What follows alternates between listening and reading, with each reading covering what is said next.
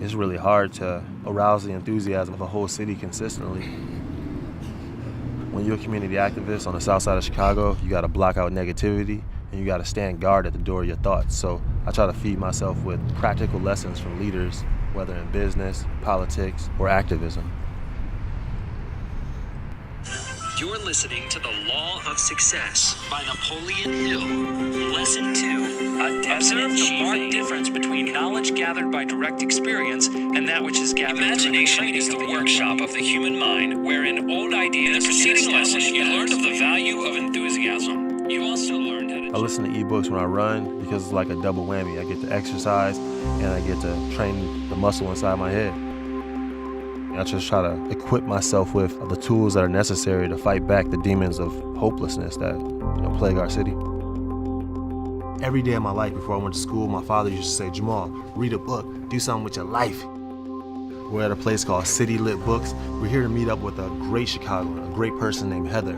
Listen, she emailed me a few weeks back and said she had this book about Ghana and she wanted to buy them for all 10 of our explorers that are making the trip to Accra.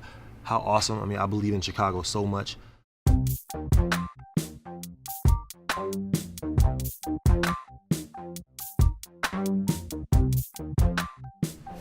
Why?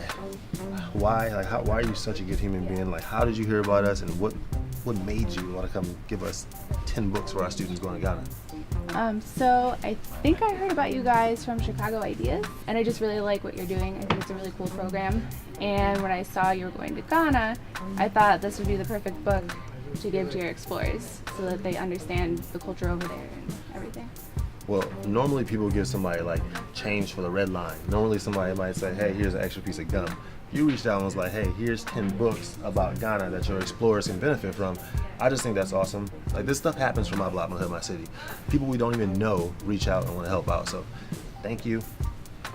What's this book about, and what do you think the teenagers are going to learn from reading it? Basically, it starts in Ghana in the 18th century, and it follows two sisters they're half-sisters. They haven't met each other. Okay. And one ends up marrying a British slave trader, and the other one ends up getting sold into slavery and sent to America. Wow. And then it follows their descendants through like 8 generations on each side of the Atlantic. So you see what's happening in Ghana, and then in America you go through slavery, Jim Crow, the civil rights movement, all of that.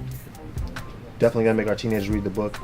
If you don't know where your history is, you don't know where you're going. So I would say thanks, but that don't feel like good enough, so I got you a hoodie. Thank you. We believe the one who has the power. He is the one who gets to write the story. So when you study history, you must always ask yourself, whose story am I missing? Whose voice was suppressed so that this voice could come forth? Once you have figured that out, you must find that story too. From there, you begin to get a clearer yet still imperfect picture.